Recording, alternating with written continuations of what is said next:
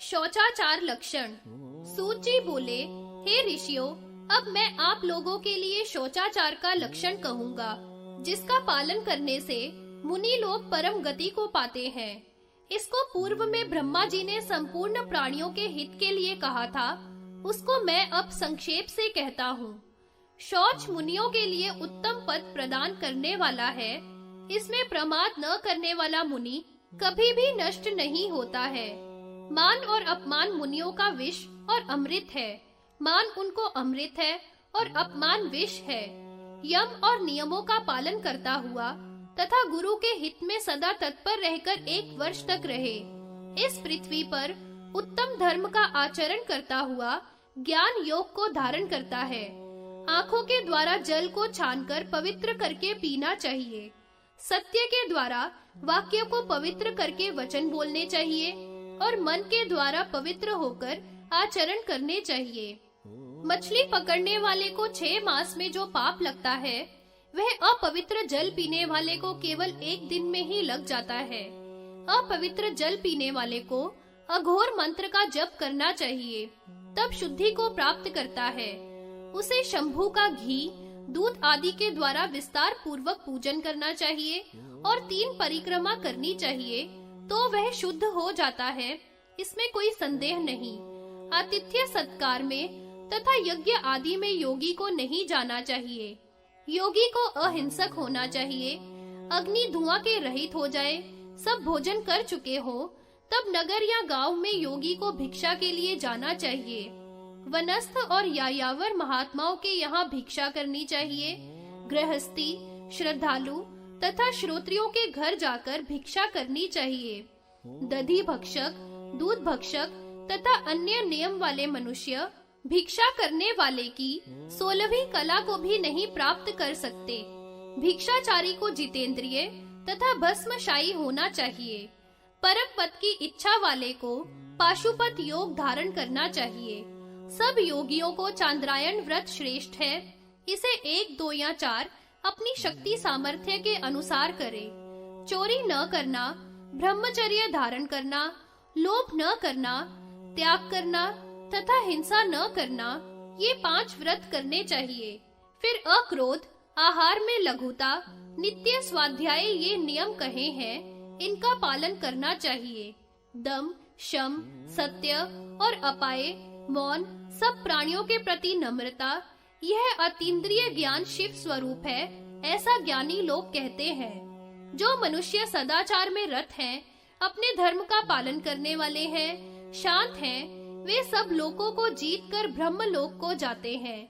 ब्रह्मा जी ने जो सनातन धर्म का उपदेश संपूर्ण भूतों का हित करने वाला कहा है, उसे मैं हे मुनीश्वरों आप लोगों से कहता हूँ। गुरु तथा उपदेश करने वाले वृद्धों का आदर तथा प्रणाम करना चाहिए। ब्राह्मण और गुरुओं को अष्टांग प्रणाम 3 बार तथा 3 बार प्रदक्षिणा करनी चाहिए। छल, चुगली, अधिक हास त्याग देना चाहिए। गुरु के सामने प्रतिकूल बात नहीं करनी चाहिए। यति के आसन, वस्त्र, दंड, खड़ाऊ, माला, शयन स्थान, पात्र और छाया और उनके यज्ञ पात्र, इनको पैरों से नहीं छूना चाहिए। देवद्रोह और गुरुद्रोह नहीं करना चाहिए। यदि प्रमाद से ऐसा हो जाए तो कम से कम 1000 प्रणव का जप करना चाहिए। ब्राह्मण को संध्या का विच्छेद होने पर 3 बार संध्या की आवृत्ति करनी चाहिए। भस्म से कांसे की, लोहे की क्षार से, तांबे की अमल से तथा सोने चांदी के पात्र जल मात्र से ही शुद्ध हो जाते हैं। तृण काष्ठ आदि की शुद्धि जल के छींटा मात्र से हो जाती है तथा यज्ञ के पात्र गर्म जल से शुद्ध होते हैं। ब्राह्मण को सो करके, छींक करके, थूक करके, खा करके, अध्ययन आदि के लिए आचमन करना चाहिए। मैथुन करके, पति का स्पर्श करके, कुक्कुट, स्वान, कुकर, खर, काक, ऊंट का स्पर्श करके शुद्ध जल के स्नान से पवित्र होता है। रजस्वला तथा सूतिका का स्पर्श नहीं करना चाहिए। रजस्वला से वार्तालाप भी ना करे। वह प्रथम दिन चांडाल, दूसरे दिन ब्रह्मघातिनी, तीसरे दिन रजीकी तथा चौथे दिन शुद्ध होती है। स्नान, शौच, गायन, रोदन, हसन, गमन, काजल लगाना, जुआ खेलना, दिन में सोना, दांतुन करना, मैथुन कर्म, मन वाणी के द्वारा देव पूजन, रजस्वला स्त्री द्वारा त्यागा जाना चाहिए। इस प्रकार सदाचार सभी प्राणी मात्र के लिए कहा है। जो पवित्र होकर सदाचार को पढ़े या सुने या ब्राह्मण के द्वारा श्रवण करे, वह ब्रह्मलोक को प्राप्त करके ब्रह्मा के साथ आनंद को पाता है।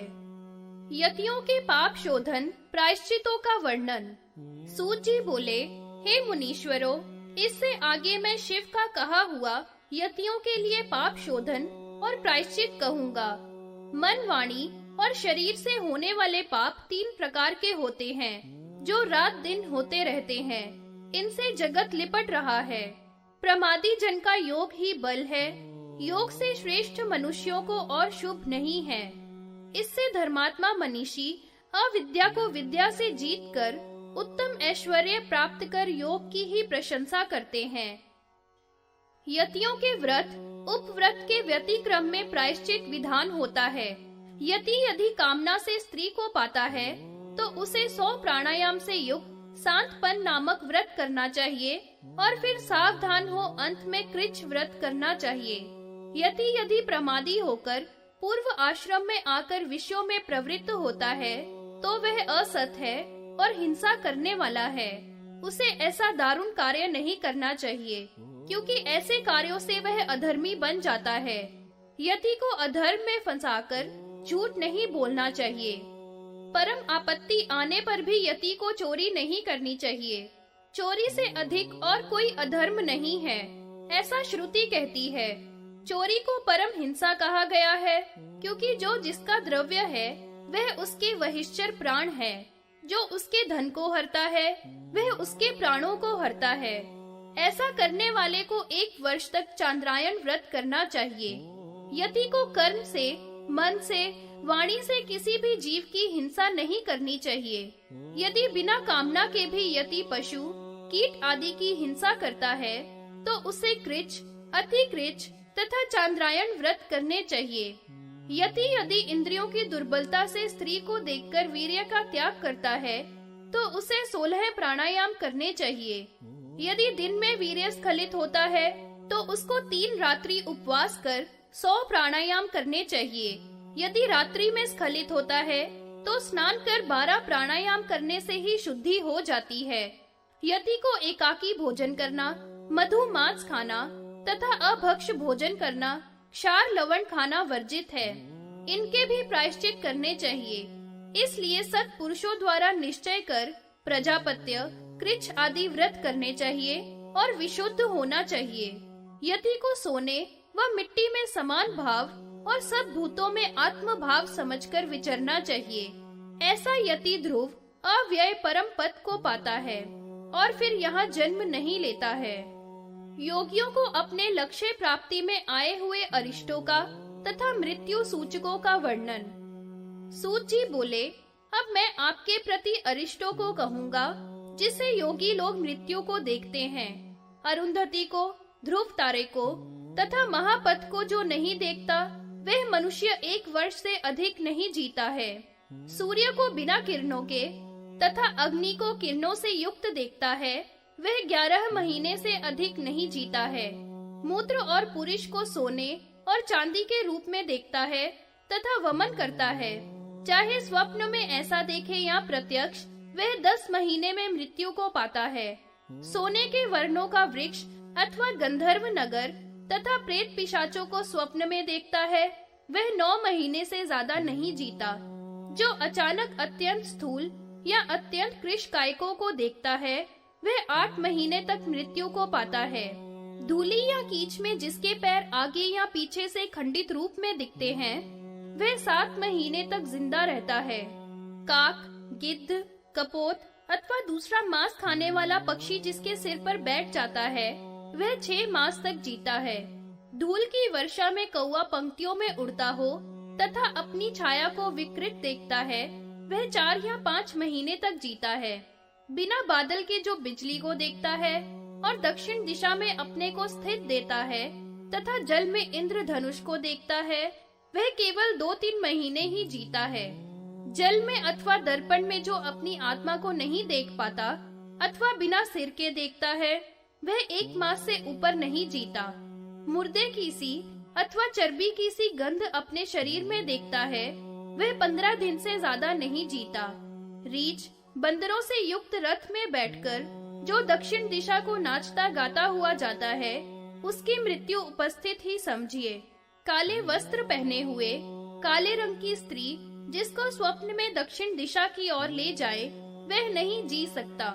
अपने कंठ में जो मनुष्य छेद देखता है या नंगे सन्यासी को देखता है, उसकी मृत्यु उपस्थित ही है।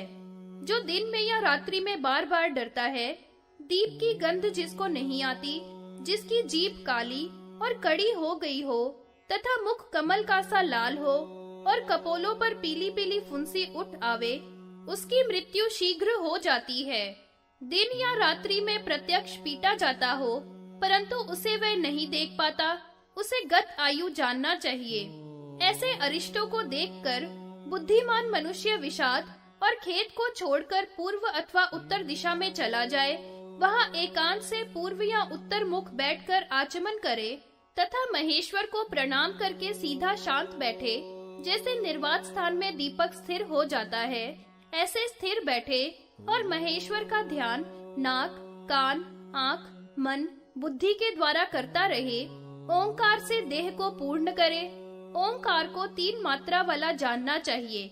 व्यंजन इसमें ईश्वर है। पहली मात्रा विद्युति, दूसरी तामसी तथा तीसरी निर्गुणा जाननी चाहिए। प्रणव धनुष आत्मा बाण ब्रह्म लक्ष्य कहा गया है। सावधान होकर के सर्वत्र लक्ष्य का भेदन करना चाहिए। ओम में 3 मात्राएं, 3 लोक, 3 वेद अथवा 3 अग्नि, विष्णु के 3 डग हैं। अकार, उकार और मकार सहित ओमकार 3 मात्रा वाला कहा है। अकार भूलोक, उकार भूवलोक, व्यंजन सहित मकार स्वर लोक कहा है। ओमकार त्रिलोकमय है, उसका सर त्रिविष्टिपमय है। इसकी प्रथम मात्रा हस्व, दूसरी दीर्घ तथा तीसरी प्लुत कही है। प्रति माह सैकड़ों अश्वमेघ यज्ञ करे, उससे जो फल प्राप्त होगा वह प्रणव की मात्रा के ज्ञानी को प्राप्त हो जाता है। इस प्रकार योग से युक्त पवित्र जितेंद्रिय आत्मा को प्राप्त करता है। इसलिए पाशुपत योग के द्वारा बुद्धिमान को आत्मा का चिंतन करना चाहिए।